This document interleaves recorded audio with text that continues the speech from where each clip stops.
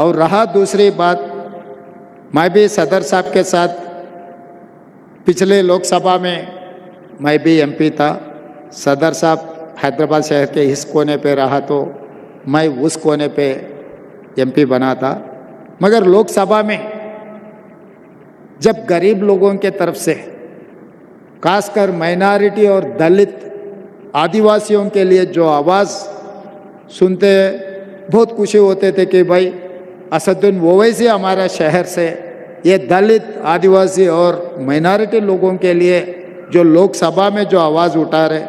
कभी कभी असद साहब ने कांग्रेस के खिलाफ भी बोले तो भी मुझे अच्छा लगता था, क्योंकि हमारा ही भाई कुछ आवाज़ उठा रहे। इसके बाद में मोहतरम जनाब खलील अहमद साहब हमारे खिलाफ बोले तो कोई दुश्मन नहीं होते। और जुबली हिल्स मस्जिद एंड इस्लामिक सेंटर हर सरकार को चलाने में कभी कभी वो मोहतरम जनाब गलती भी हो सकता है। वो गलतियां सुधारने के लिए स्ट्रांग अपोजिशन की भी ज़रूरत है, वो प्रदेश में हो देश में हो।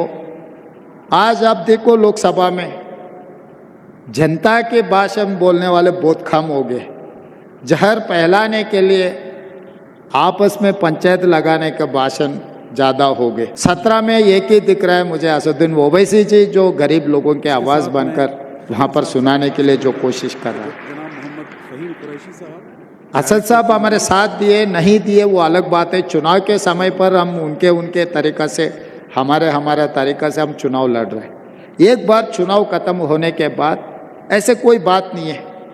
हम सब मिलकर 4 करोड़ तेलंगाना जनता को कुछ अच्छा के लिए, कुछ वेलफेयर के लिए, उन लोग डेवलपमेंट के लिए, हैदराबाद शहर को सुधारने के लिए हम लोग मिलके काम करने का ज़रूरत है।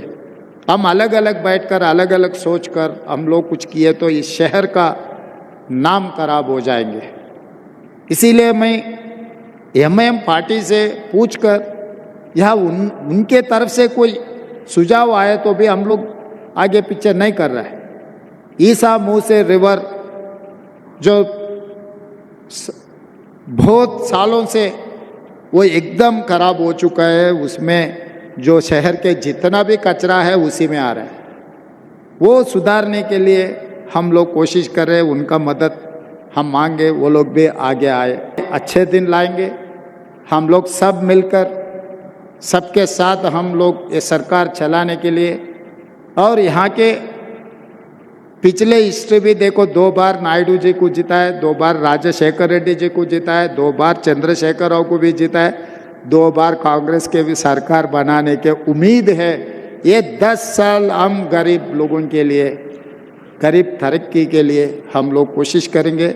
और ऐसे मौका बार बार आए तो मैं बहुत खुशी हो जाऊंगे, क्योंकि आपकी आवाज़ भी सुनने के लिए, मिलने के लिए एक अच्छा मौका है। इतने सारे स्कॉलर्स को मिलने का मौका